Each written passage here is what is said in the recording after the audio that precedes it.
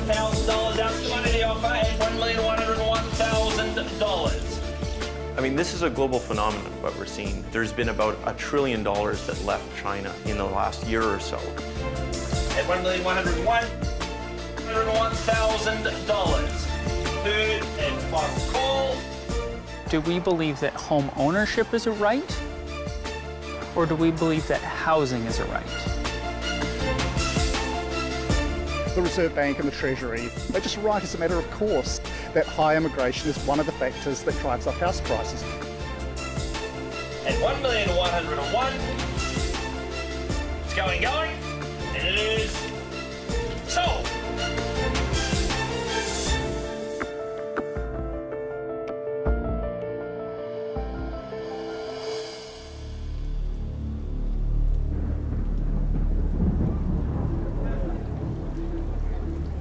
How many people are homeless in our country?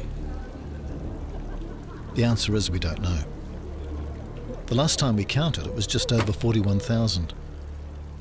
That's about the size of a city like Timaru or Wanganui. And more than half that number were families with children. Hello, my name's Bryan. Pleased to meet you. How are you? Hello. 70 years ago, when we signed the United Nations Declaration of Human Rights, we agreed that one of the fundamental things to which everyone was entitled was adequate housing. But for the homeless, living in cars and garages or in houses overcrowded with relatives, it's clear that the right to adequate housing for everyone is a promise we're failing to keep. So, have you got a place that's affordable now, or is it... We're staying with my parents. You're staying with your parents? We just can't afford to stay there. That's really tough, isn't it? You know. And how many children do you have? We've got 4. Right. Yeah. And have you been to Housing New Zealand? Have you been talking with Housing New Zealand? Yeah, we've applied. Right. And while it's true that the great majority of New Zealanders do have a roof over their heads, it's increasingly the case that it's one that they're renting, because the cost of buying a home has risen far beyond their reach. Why is it that housing has become so unaffordable for people on average incomes? And why has it happened in my lifetime? This is the house my parents built in 1960. Here we are, on our empty section just before the builders arrived. My dad was a postman and my mum was a factory worker. And yet they were able to build a brand new house in Christchurch with next to no money. How did they do it? Well, with one of these, a state advances loan. All a family like mine had to do back then was to get a 5% deposit together, and then the government lent them the rest of the money at 3% for 40 years. To any New Zealander under the age of 30, the idea that a government might borrow on its own assets to house its citizens may seem unbelievable. And yet that's what consecutive Labour and national governments did from the 1930s to the late 1960s. Governments driven by the belief that home ownership was the key to a healthy society and a stable democracy. Professor Philippa Houghton-Chapman is a public health and housing expert at the University of Otago, based in Wellington. Philippa, how did it come about that the government got involved in providing first mortgages for people? Well, they realised that there are a lot of inner city areas where people were in very poor, damp flats. There was typhoid, there was a fear of bubonic fever, children were dying, and so they said, let's get them actually into decent housing. And so they thought that, well, if we loan people money against the assets that we've got, it will mean that families can have safe, warm houses to live in, the children have areas to play in, it'll be a much healthier population. So did we have a different idea about the function of government? Did government see housing as infrastructure? They certainly did. I mean, it was seen as essential infrastructure. Roads, housing, schools, they were all considered part of what made a society socially inclusive and where you weren't judged by how much money you had, everybody contributed in different ways. How times have changed. Today, how much you earn absolutely determines whether or not you can afford a home of your own. Since the 1960s, wages have risen 59% on average, but house prices have increased a massive 280%. a gap that began opening up in the 80s and 90s when we switched from a regulated economy to a market-driven one. And that 59% wage increase isn't as good as it looks. Whatever the intentions of the economic reforms introduced by the Longi government in 1987, 30 years of market-driven governments has delivered a low-wage economy. The CTU, for example, calculates that the average hourly wage is $27.60 an hour, whereas it should be $32.10 an hour if wages had kept up with national productivity. Let me give you an example of what that means in real terms from my own life. In 1979, I was a school teacher when my wife and I bought our first home in Christchurch. With my degree, I was earning $13,000 a year, but that was okay because our house was a medium-priced home at $26,000. So, 2 years of my teacher's salary. 38 years on, what's it like for a teacher on a similar pay scale today? Meet Michelle and Nathan. What do you earn a year? Yeah, because I've been teaching now for like 12 years, so the top of the pay scale for like qualified teachers is about $78,000. $78,000. All right, let me show you some figures here. My first house was in Christchurch. Okay, so let's just have a look at Christchurch here for a moment. The median priced house, $486,320. Okay, so that's what, about 6.5 years of your teacher's salary? Yeah, near enough. When I bought a house in Christchurch, it was 2 years of my teacher's salary. But you're living in Auckland, right? Okay, well, and in the metropolitan area, the median priced house is $890,000.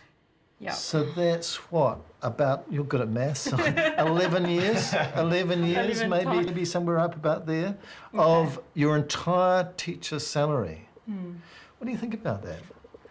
It's pretty daunting. Yeah. I think when you were sort of out as a teacher, like MPs were on a sort of fairly similar pay, and now we couldn't say that MPs and teachers are on a fairly similar pay at all. There's such a big gap. And so how is that? How has sort of teacher salary almost stagnated and other careers have sort of blossomed and gone ahead? Michelle's right.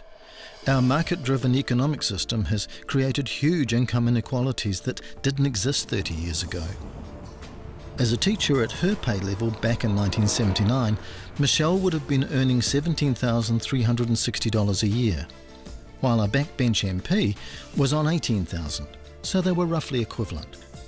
Today, Michelle earns around $78,000 a year, but a backbencher is on $160,000, or twice as much.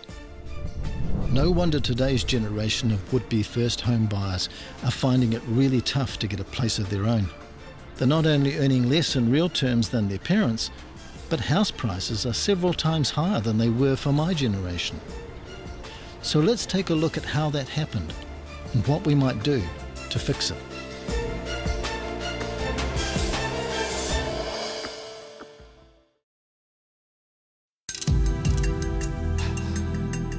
In 1984, a newly elected Labour government, finding it had inherited a financial crisis, decided to adopt an economic theory being promoted by then US President Ronald Reagan and British Prime Minister Margaret Thatcher. Vote for me if you believe in yourself, if you believe in your right to control your own destiny and plan your own life. It was called Neoliberalism, and it promoted the belief that there should be less government in people's lives. We're all unequal. No one, thank heavens, is quite like anyone else, and we believe that everyone has the right to be unequal. Almost overnight, we switched from a cooperative society to a competitive one.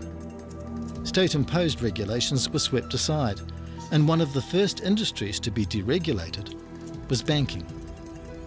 A decision that's had a dramatic effect on who gets to own their own home today and who doesn't. It's a measure of how much our economy has changed since the 1950s, that this post office here is now a shopping arcade, a place to spend your money, where once it was a place where you saved it. In fact, saving for what you wanted was part of our national psyche, and most Kiwis chose to keep their money in the government-owned post office, which channeled all of its profits back to the community. through such things as housing and business loans. But all that changed with financial deregulation, when the Post Office lost its virtual monopoly on banking, and the privately owned trading banks were able to woo us with the enormous amounts of money that they had on stream from overseas, and were very keen to lend.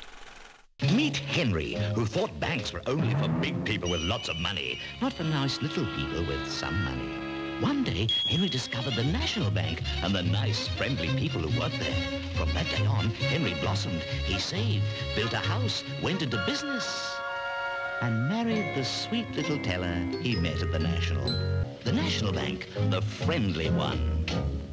And what the friendly trading banks were particularly keen to do was to capture the first mortgage market that the government had now abandoned. Because banks create money out of debt, and people who want to buy a home are willing to borrow large amounts of it. CTU economist Dr. Bill Rosenberg. Essentially, the banks were put in charge of the mortgage market, and what you had was effectively limitless amount of money coming from overseas or within New Zealand.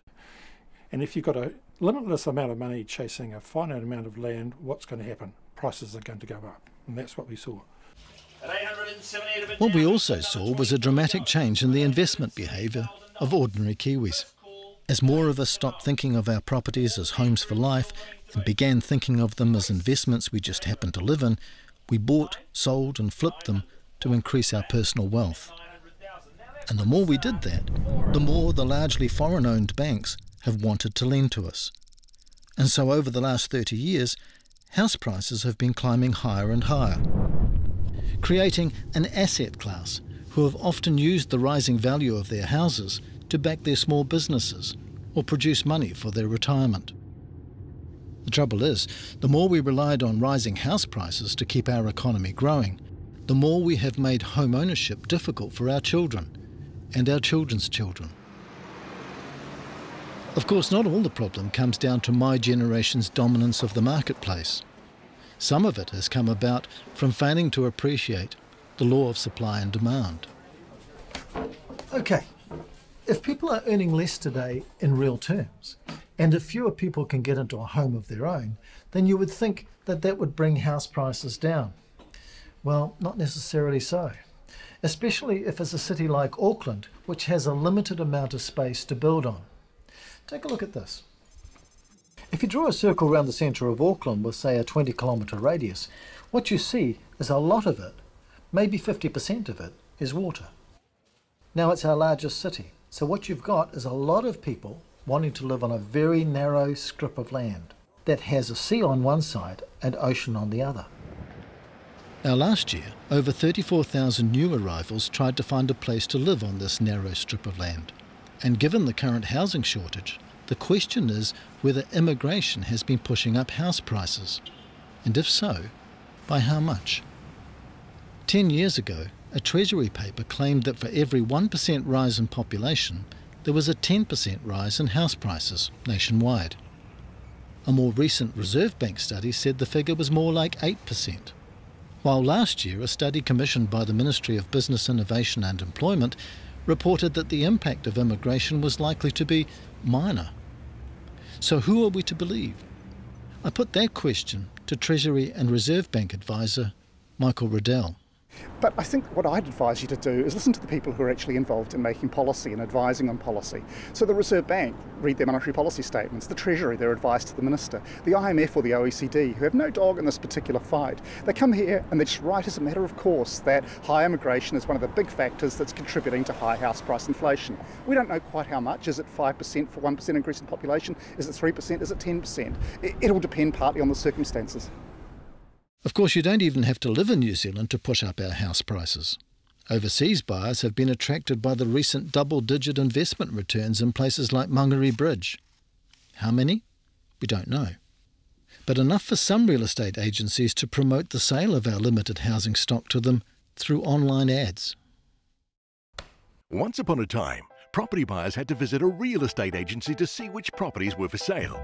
Now, they just look them up online, which means you can now market your house, apartment or new property development to millions of people, including the world's fastest growing market, China.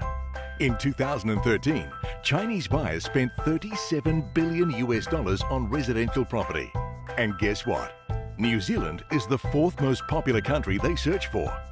So if you want to get your property in front of a huge and affluent audience, get it on howgarden.com.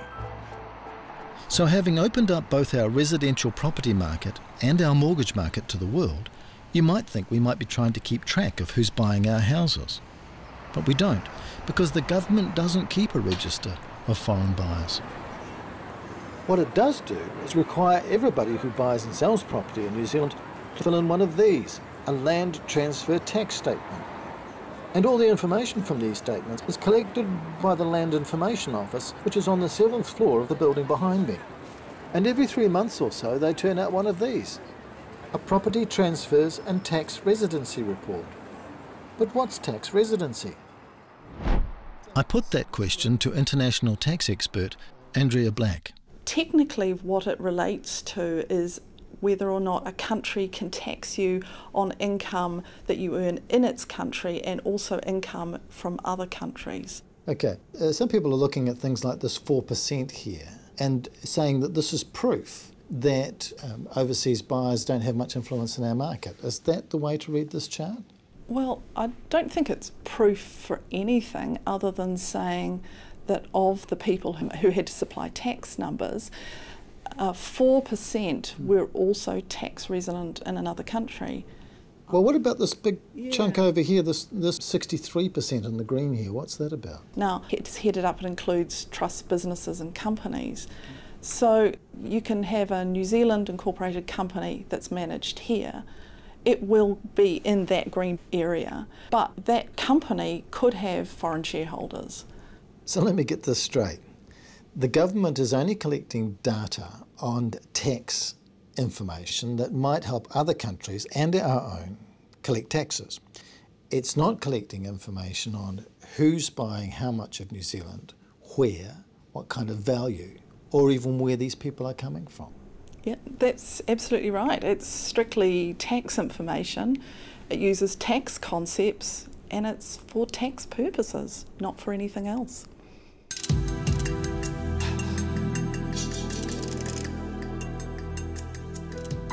Okay, so 30 years ago what we did is we opened up our limited housing supply to a whole lot of foreign money through the trading banks. And then we allowed foreign buyers to purchase our homes. Now, we've never looked at the problem of what that's done to house prices in New Zealand, but the Canadians have, so I'm going to Canada to find out what they know that we don't.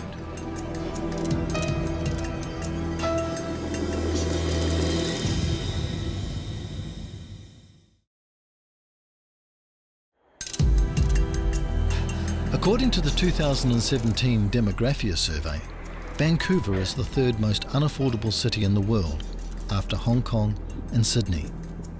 Auckland is number 4. Like Auckland, Vancouver is a Pacific Rim city with natural barriers that limit the amount of land available for building. A geographic factor that tends to push up house prices as more and more newcomers arrive to take up residence. And also like Auckland, Vancouver has been attracting the interests of Chinese investors. But whereas we've been reluctant to investigate the effect that foreign capital has on house prices, for Associate Professor Josh Gordon here at Simon Fraser University, it's been a topic that he's been publishing about for the last couple of years. I mean, this is a global phenomenon, what we're seeing. There's been about $1 trillion that left China in the last year or so, which is a ton of money. And a lot of that was invested in real estate. And so we've seen a surge of buying from China, both in Australia and the US. And we know, or we can infer, that that's happened in Vancouver too, and that's likely happened in Auckland. Was there good data to go on or not? No, government has been very wary of providing data for a long time, partly because they didn't want action on it, I think. But you could piece together the case for why foreign money was having a big impact through a variety of other sources. And we did have good data on some aspects of that stuff in terms of immigration patterns of wealthy migrants. And that suggested that there was a lot of money that was entering the market. Across town at the University of British Columbia, willful political ignorance over the effect that foreign money has on house prices is also of concern to a world expert on unaffordability, Professor David Lay. We used to have better data 20 years ago, but the government actually shut down part of the data collection. Why would you not want to know that information? Well, this has been a province, British Columbia in Canada, that has been wide open to investment across the Pacific. So there are constantly trade missions to China, and the whole history here has been one of not wanting to do anything that would jeopardize those relations. And if data has inconvenient truths, then that data is not available. There is that sense in New Zealand that we don't want to upset the Chinese, and in fact, actually talking about Chinese money raises racial issues. Was that a Canadian experience as well? It has been, and it's been one way of really shutting down any adult discussion. And it's that adult discussion about what we should do when a tidal wave of foreign money swamps our housing market that we desperately need to have, regardless of where that flood of capital comes from. This is not about the ethnicity or the nationality of the money. This is about simply the money being disconnected or detached from the local labor market, and that's making it unaffordable for locals to purchase housing. And that's especially true of the Pacific Rim cities of Auckland, Sydney and Vancouver, where Chinese buyers have been choosing to invest their money in residential real estate. But why those particular cities? It's not a coincidence that these are English-speaking cities. They are keen that their children be educated in Western schools and universities. There is invariably an existing ethnic Chinese community, and also those cities have direct air connections back to China, because in many cases a business remains in China. These all seem to be key factors. Another key factor undoubtedly is quality of life. And we're certainly making it easy for rich people to come and live here through our investor visa programs. Since this fast-track scheme for wealthy migrants began in 2011, 121 multi-millionaires have gained entry to New Zealand by putting $10 million into New Zealand investments in order to gain a Category 1 visa. And 822 millionaires have entered with Category 2 investor visas, which requires them to place $1.5 million into New Zealand investments, of which 545, or 2/3, have come from China. But how much do wealthy migrants really contribute to economic growth and job creation?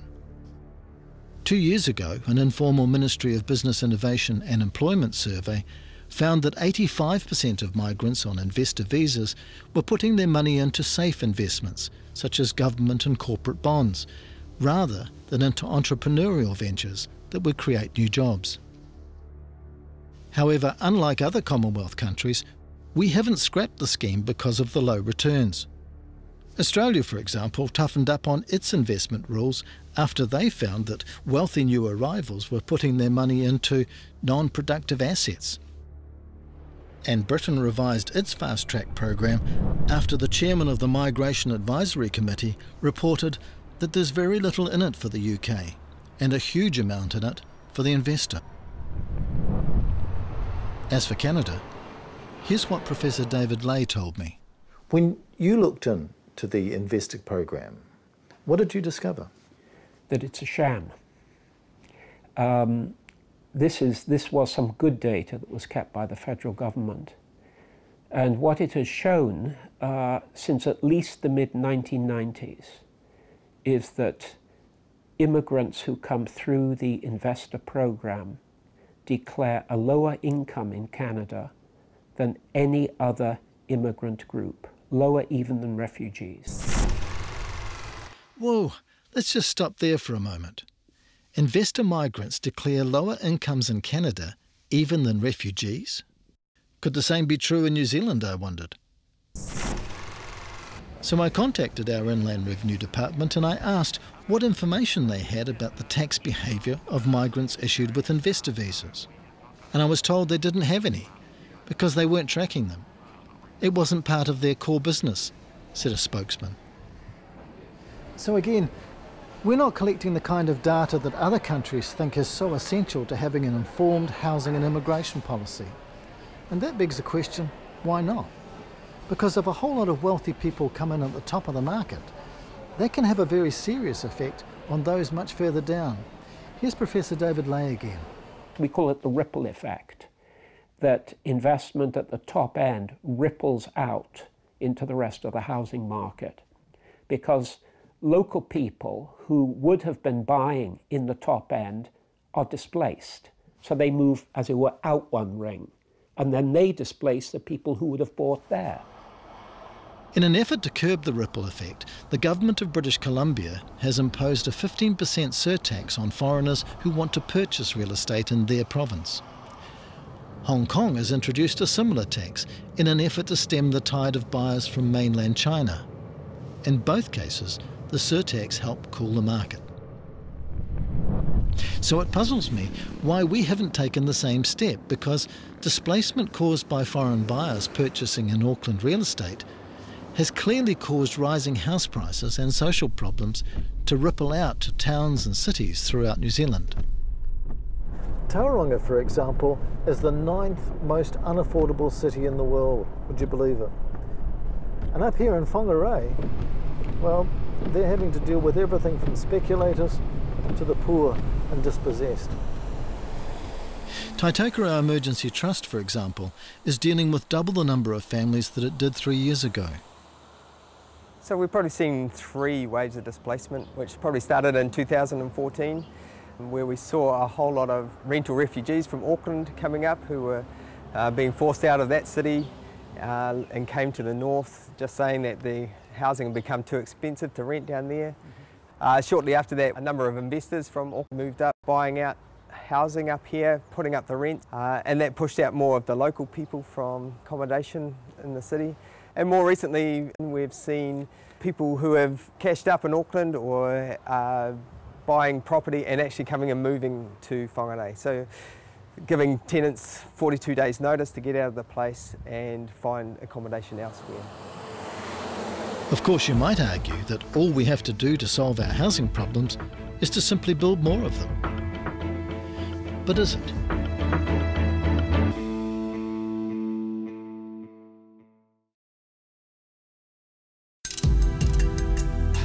There's a popular theory that to solve our housing issues, all we need to do is to build more of them, because the oversupply will cause prices to fall and more people will be able to afford them. But is it really that simple? Following the Christchurch earthquake in 2011, there was a building boom, and construction companies and developers rushed in to rebuild the city. But 6 years on, there's a problem. Supply now exceeds demand. And so even though terraced houses like this have been reduced 10% in price, they're still having difficulty selling them. Why? Well, all other reasons aside, the cheapest 2-bedroom unit on this row is $399,000, which is just over 4.5 times the median household income for Christchurch. And the most recent Demographia survey says that by international standards, that's seriously unaffordable. So even the most well-intentioned developers are between a rock and a hard place if wages don't keep up with building costs and rising land prices, especially in times when the housing market is volatile. For example, between 1972 and 1980, 2 oil shocks, export issues and inflation problems saw real house prices in New Zealand rise and fall by around 53%. That's a similar drop to what the Irish experienced after the collapse of the financial markets in 2008, when the ghost estates of newly built houses began to appear in many towns and cities because people could simply no longer afford them. A decade later, many unfinished houses still remain, monuments to the fact that building booms are regularly followed by building busts, and that oversupply doesn't solve a housing problem if people simply don't earn enough to be able to buy them. To find out what lessons New Zealand might learn from the collapse of the Irish property bubble, I went to Trinity College Dublin to talk with urban economist and Irish property expert Dr. Ronan Lyons. Building houses to make them more affordable only works if there's people living in the houses. If they're kept empty, or if the houses are inhabited by new migrants coming in, then you're actually not making housing affordable for the people who were there first off. Yes, you can cater for extra demand coming in from elsewhere, but if you're not making homes that are affordable for people who live in the domestic economy, you're not solving a problem. You're creating a second economy, that's fine, but you're not addressing the problems in the first economy. There's a theory in New Zealand that if house prices fall, then it's going to make it more affordable for people in lower socioeconomic jobs. Was that the Irish experience? So if you kept your job in Ireland, when property prices started to fall, you were able to benefit from that. In fact, a 50% fall in property prices, a 30% fall in rents, that was good for the economy, but only if you kept your job. About 200,000 people became unemployed in an economy that's roughly the same size as New Zealand's. So there were plenty of people who lost out their livelihoods. So they weren't able to afford housing no matter what the price was. I was at a ghost estate yesterday, and I wondered whether a ghost estate is a symptom of a ghost economy, that this isn't a real economy when you just depend on real estate.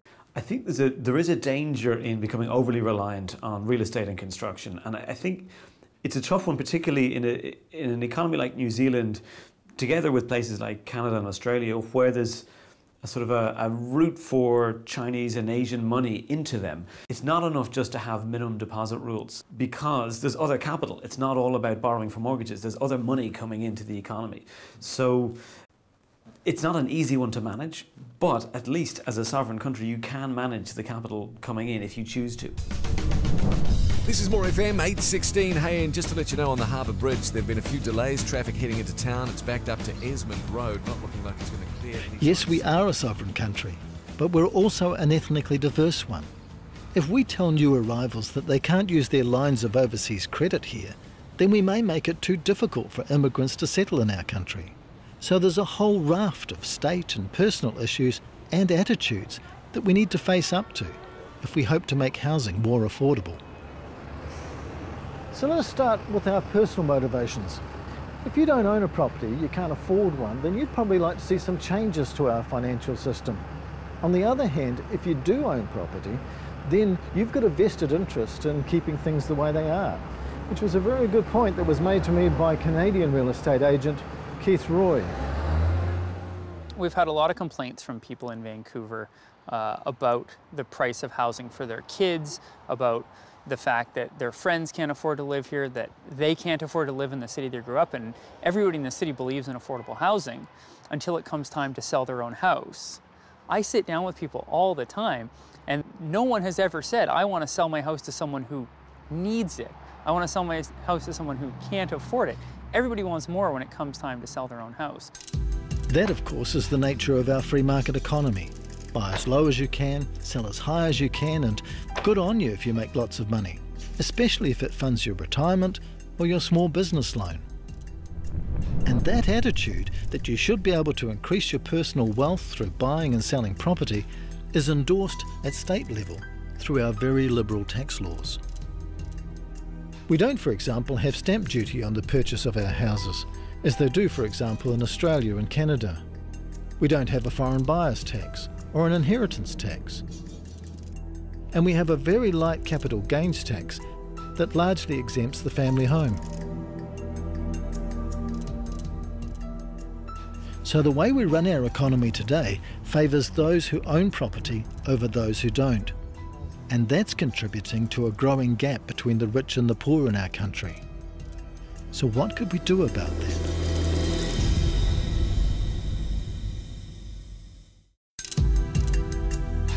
The idea that every New Zealand family should be able to own a home of their own stretches back more than 100 years to a time when our first suburbs were being built.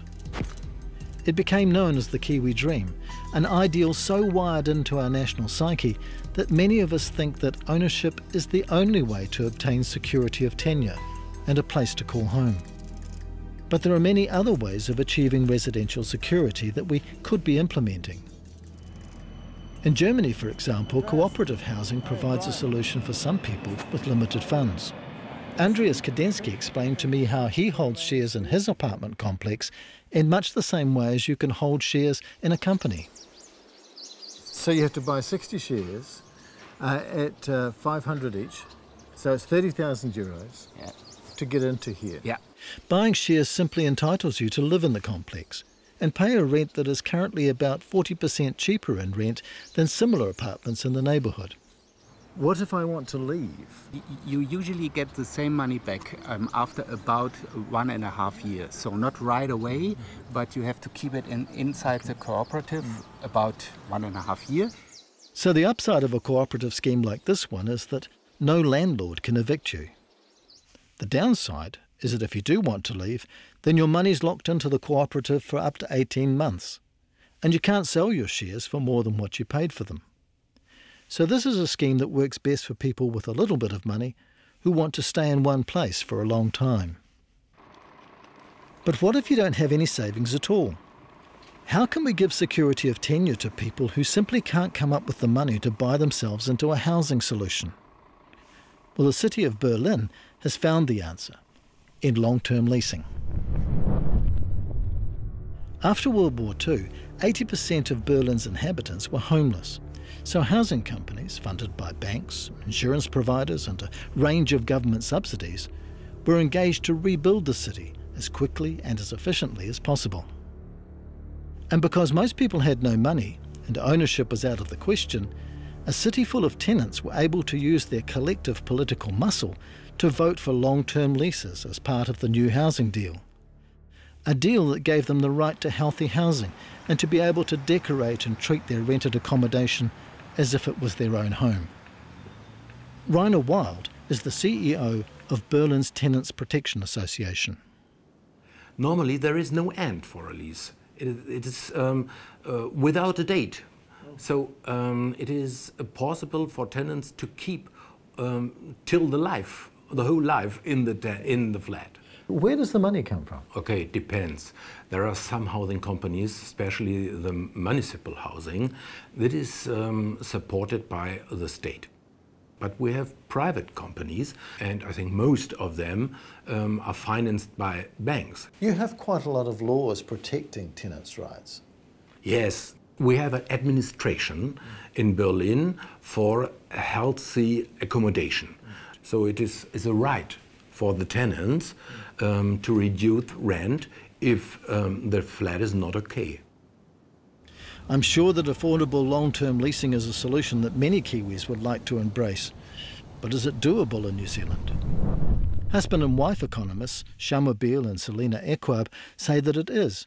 And in their book Generation Rent, they argued that our rental market has too many small-time mum and dad investors in it. And there's a desperate need for large institutional investors to come in and make it more professional. Yeah, and I think what we're talking about is turning a rental into a home rather than just a house.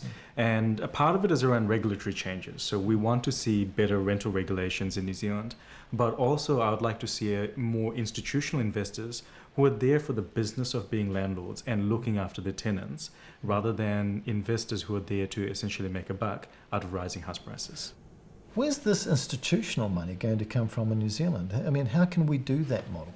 We can get new money coming in that's institutional from KiwiSaver money, from institutional funds like the New Zealand Super Fund, ACC. These are things that are slowly starting to happen, but we want to see it being sped up. And I think part of that requires the kind of models they have in Europe, where they require certain types of institutions to have money invested in residential real estate. The state, of course, was once that large institution that provided rental homes for life at affordable rents. But the neoliberal era has seen the state reduce the number of properties it rents, hold regular tenancy reviews, and even charge some tenants market rental. Urban economist Ronan Lyons says that that's a mistake. If you hitch social housing to the market, or if you sell off your social housing stock, as happened in Ireland and the UK and other countries for ideological reasons, you just create problems for the future. You don't actually create any long-term solutions. The market will never provide housing for people who don't have an income to cover the costs of their housing needs. So the state needs to be actively involved in providing housing on an ongoing basis, perhaps for as much as a third of the population. Certainly the state is the only institution that can address many of the ownership and house price issues that face us as a nation.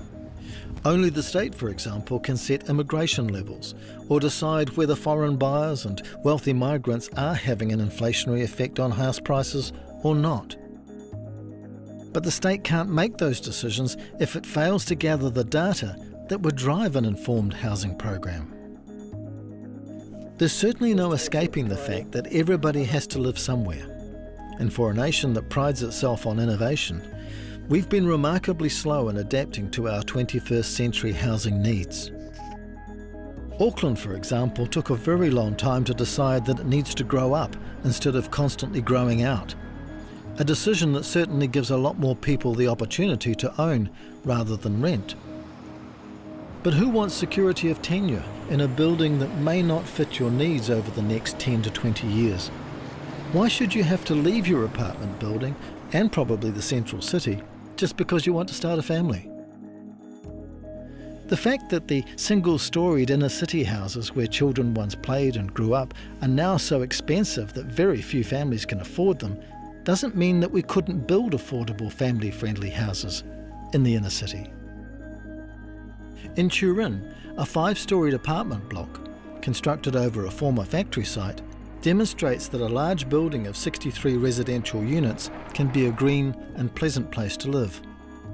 There are over 150 trees integrated into the design of this energy-efficient complex. But when architect Luciano Pia initially pitched his design to the city planners, it was so unconventional it took almost 3 years to get permission to build it. So what kind of obstacles came in the way of you making this? Yeah. The big problem is a changement of the psychology of the people. The people we live, the people we decide, the people, the politician people. This is a big problem. The problem, the technical problem is no is a problem. It's a normal. It's a people problem. It's a people problem, yes. So true. Having the imagination to solve a problem in a new way is one thing. Convincing decision makers who are trapped in a mindset is another. And while a treehouse complex in Turin may seem a long way from people living in cars in South Auckland, I think the two are connected by our willingness or unwillingness to embrace alternative solutions. It seems to me that the rigid economic mind frame that we've developed, that the state shouldn't interfere in the housing market, is standing in the way of the many innovative solutions that could deliver a new Kiwi dream. One where everybody not only has the right to warm, dry, affordable accommodation, but with sufficient security of tenure that allows a house to become a home. So what are we going to do? Start seeing houses as essential infrastructure and not just a matter for private investment? Return to state-funded mortgages? Restrict foreign ownership? Embrace the concept of long-term leasing or cooperative mortgages? Lift wages? Or maybe some combination of all of the above? Whatever we decide, I think there are two things of which we can be sure. And the first is that the state has to stop abdicating its responsibility for housing to the marketplace, because the market is driven by profit, not by the public good. And the second thing is, if we want to make good decisions about housing, then we have to collect good data. We really have to understand what's happening in the residential marketplace. Because when it comes to the question of who owns New Zealand now, we surely deserve a better answer than, I really don't know.